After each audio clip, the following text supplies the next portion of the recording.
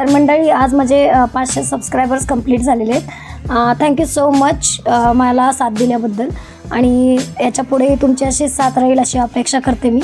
आणि धन्यवाद एका मराठी मुलीला तुम्ही सपोर्ट करता। थँक्यू सो मच आणि लव यू ऑल। असाच सपोर्ट करत राहा प्लीज। नमस्कार, मी अमृता आपल्या सर्वांचं स्वागत करते आपल्या यूट्यूब चॅनलवर ज्याचं नाव आहे फूडी अमृता। अलिबागमध्ये आम्ही खूप ठिकाणी फिरलो आणि तिथले प्रत्येकाचे व्हिडिओ मला काढणं जमलं नाही, पण आम्ही एका ठिकाणी गेलो होतो, ते आहे शिर्के गुळाचा चहा। इथं गुळाचा चहा आणि बासुंदी चहा दोन्ही मिळतात आणि अलिबागचा स्पेशल चहा आहे। जर तुम्ही माझ्या चॅनलला सबस्क्राईब केलं नसेल अजूनही तर माझ्या चॅनलला सबस्क्राईब करा, लाईक करा व्हिडिओ आवडला तर, आणि शेअर करा तुमच्या मैत्रिणी आणि नातेवाईकांना, आणि एका मराठी माणसाला सपोर्ट करा प्लीज। व्हिडिओ शेवटपर्यंत बघा कारण शेवटी तुम्हाला हे कळेल की शिर्के गुळाचा चहा कसा बनवतात। चला तर दादांना विचारूया की हा हेल्दी चहा कसा बनतो, पण त्याच्या आधी त्याची चव कशी आहे तेही सांगणं महत्त्वाचं आहे। तर आधी त्याची चव बघूयात आणि नंतर विचारूयात त्यांना की कसा आहे हा चहा। नमस्कार, मी अमृता आपल्या सर्वांचं स्वागत करते आपल्या यूट्यूब चॅनलवर। आज मी आले अलिबागमध्ये गुळाचा चहा प्यायला, शिर्के गुळाचा चहा यांच्या आउटलेटमध्ये। आता हे नक्की कुठे आहे दादा? अलिबागला येताना 500 मीटरला अलीगड पिंपळवाड स्टॉपवर। ओके, तर अलिबागला जाताना तुम्ही त्याच रोडवर आहे 500 मीटर आधी। तर जाताना तुम्ही सुरुवात गुळाच्या चहाने करू शकता अलिबागला जाण्याची। तर चहा हा माझा वीक पॉईंट आहे आणि त्यात गुळाचा असला तर तो हेल्दी झाला। साखर काढून गुळाचा चहा म्हणजे त्याच्यामध्ये गुळ आला म्हणजे आयर्न आलं, तुमचं रक्त वाढू शकतं, सगळं म्हणजे हेल्दी झाला तो गुळाचा चहा म्हणजे। तर मी टेस्ट करून बघते। घरी गुळाचा चहा मी कधी ट्राय नाही करत कारण घरी हमखास गुळाचा चहा फाटतो म्हणजे फाटतो। तर आता ह्यांचा चहा, ह्यांची रेसिपी काय आहे ते मी तर ते विचारणारच आहे, पण आधी टेस्ट करून बघूया।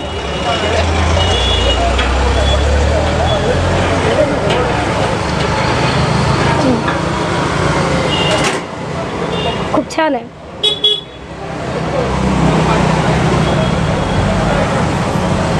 खूप मस्त चहा, खूप छान आहे।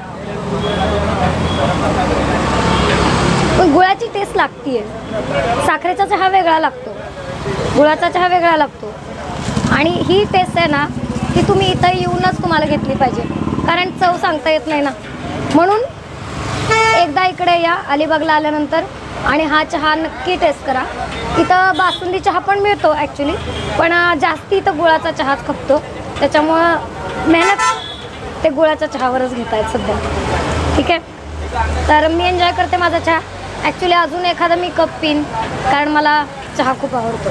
चला, नमस्कार दादा, तुमचं आउटलेट शिर्के गुळाचा चहा खूप छोटंसं आहे दुकान, पण मी खूप ऐकून आहे चहाबद्दल कारण इथं फक्त गुळाचा चहा।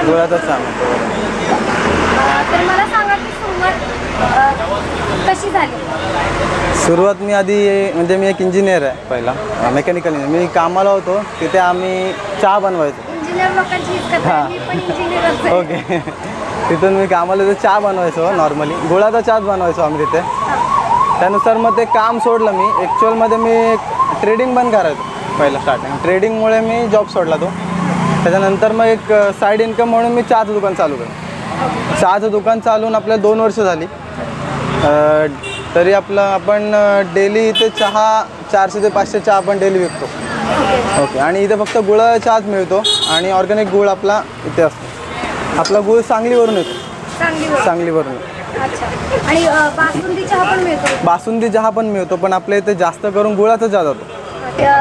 हे कितवा आउटलेट आहे म्हणाले तुम्ही? हे आपलं मेन आउटलेट आहे। दुसरीकडे कुठं आहे का अजून किंवा काढायचं पुढं तुमच्या असं मनात आहे की फ्रँचायझी वगैरे सिस्टम करून? हो, मांडवा साईडला एक फ्रँचायझी दिलेली आहे आपण, आणि आता हळूहळू चालू करणारच आहे। इथं बाजूला अजून आपला कॅफे पण चालू होतं आहे, त्याच्यामुळे त्या फ्रँचायझीमुळे थांबलेलं।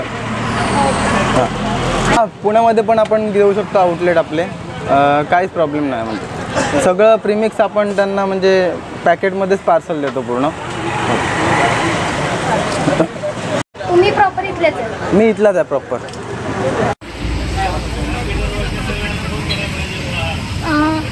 मला सांगा ना जरा, एकदम छोटंसं तुमचं हे आहे, दुकान आहे, पण एकदम व्यवस्थित आहे. मला सांगा, इथं चहा इथंच बनतो ना?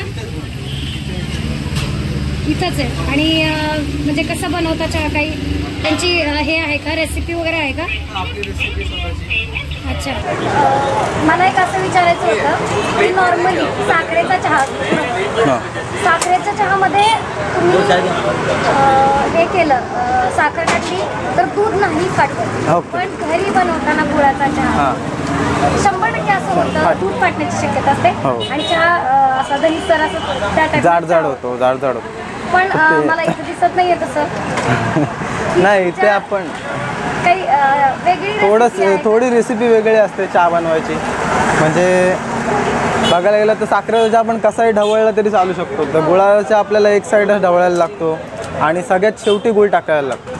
आपण साखर मध्येच टाकू शकतो, पण गुळ आपण शेवटीच टाकायला लागतो. आणि जास्त गुळ उकळवायला नाही लागत, नॉर्मल उकळवून मग तो चहा डायरेक्ट याच्यात भरून देऊ शकतो. तर पाहिलं मंडळी, की ते त्यांचा गुळाचा चहा जातो.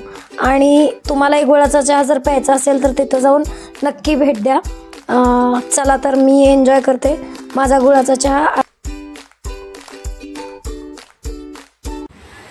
असं म्हणतात कोकणातली माणसं आणि तिथलं निसर्ग हे सगळंच वेगळं आहे आणि खूप शांत आहेत.